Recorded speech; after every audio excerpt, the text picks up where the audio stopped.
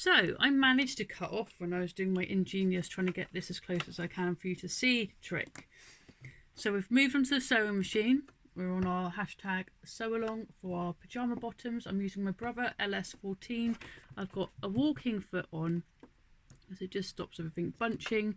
This is a great addition if you're working with jersey. Make sure you've got a jersey needle in as well. If you're working with cotton, make sure you've got a cotton needle in, and make sure it's a new one, or like you've changed it in the last 5,000 years. So I pinned and clipped my waistband. I'm going to find my little pot for my clips and my pins. Let's go in there. Right, so we are sewing with a straight stitch, and we're going to sew on the edge of the overlocking that we've done, and we're securing the waistband. So foot down. I haven't already done it. Yeah, foot down. Hopefully my hands aren't going to get in the way too much. Right, so I've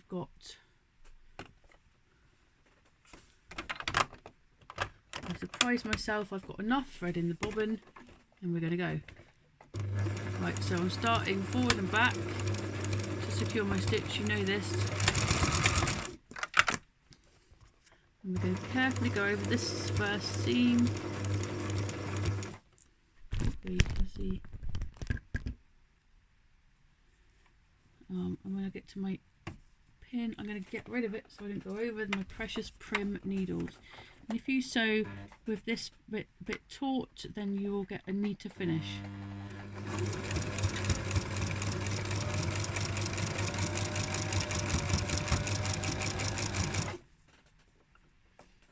And if you stop the foot before you get to the needle, it's easier to take them out.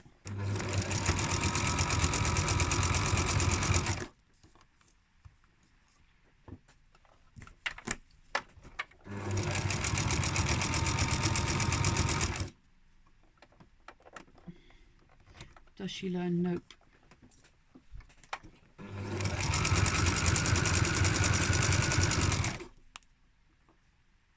Maybe. So we're sewing around in a ring. We're not pulling and we're not feeding, we're just letting the machine do its thing. And it's stitching it for us.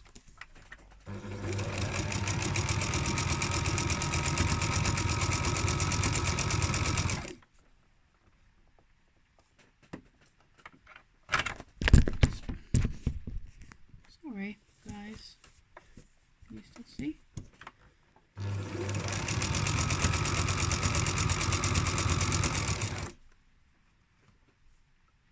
Every now and again you can check to make sure your stitching and your project has actually sewn down and it's not run out of any thread. It's most frustrating if you get all the way around and realise it's run out of thread. Believe me, and I've done it. We've all done it. So I'm feeding this round,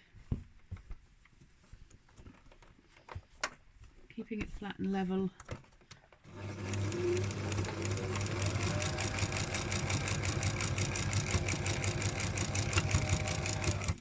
Stop at any point, you don't need to whiz on through.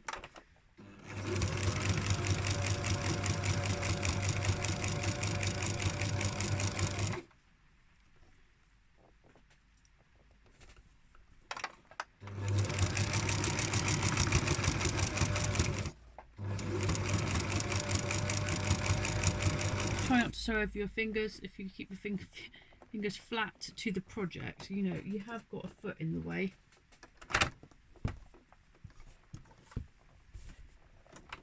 She says.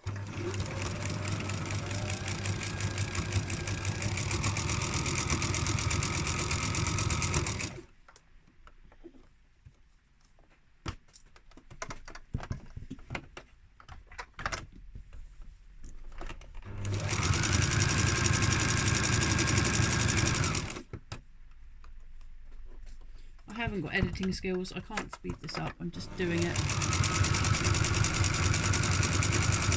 This project will take you about an hour, all in all.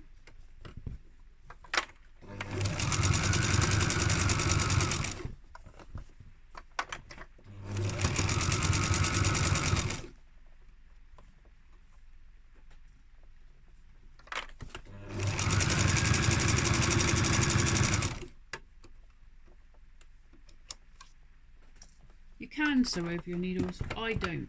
It's a bad habit. For me anyway. It depends my needles. And then when we get to the end, we're going to meet up where I've already sewn. That doesn't sound very good, does it? And go forward and back, forward and back, forward and back, because I don't want them to fall apart. Alright, then we're done. Pull it out the machine. Get your little nips. The back doesn't look very good. I've not matched the threads in. I was a little bit angry. Right, I'm going to pause this here a second. Okay, so I've finished doing the waistband on the trousers. The inside looks like this. It's all stitched down. Trousers, waistband, done. Apologies for the poor light, but that's what it looks like. Okay, still working with the project inside out. We are next going to hem the trousers. Okay, you've got two choices. You either go to the, if you're hemming them with a sewing machine, you go to your ironing board, you hem up. You've got a choice. You either hem, press press a centimetre or half an inch, and then turn and then press an inch, so you've got a nice clean enclosed seam like that. I don't know if you can see better here. And then you press the hell out of it, and then you can hem using a straight stitch along here on the sewing machine. Or if you've got a hemmer like me, hemming machine, Cover Pro, then you can just leave the raw edge. Obviously you've checked the inside leg of your child and you know what they are. You could have maybe cut longer or shorter legs. And what I'm going to go ahead and do for the purposes of this is pin and is clip an inch up like this all the way round my hem. Okay, right, I've done that. Here's one I done earlier. Ta-da! And then because our project's still inside out, we're going to put it onto the machine like this.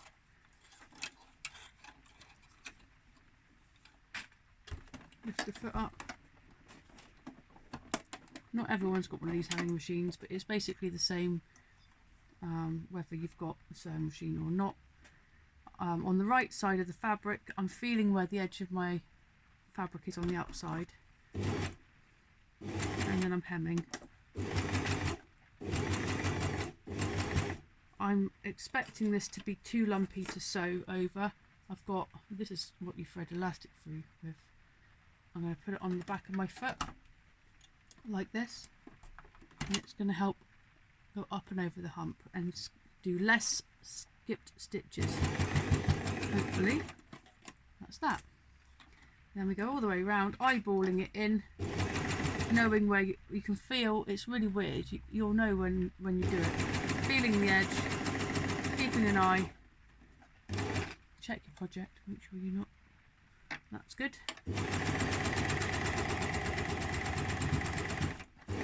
Again, making sure you've got the right needles for your project will help you. You're sewing. A bad tradesman always blames his tools. Okay, so make sure they're up together, and it will just make your sewing a lot easier.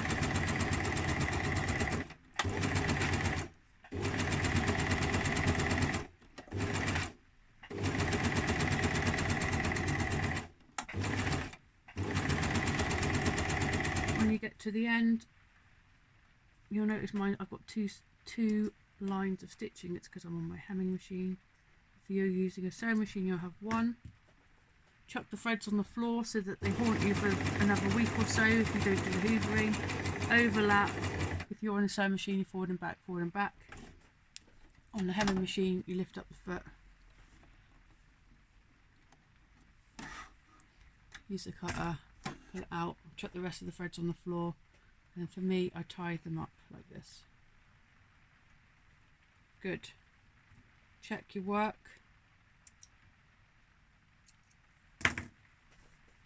All done.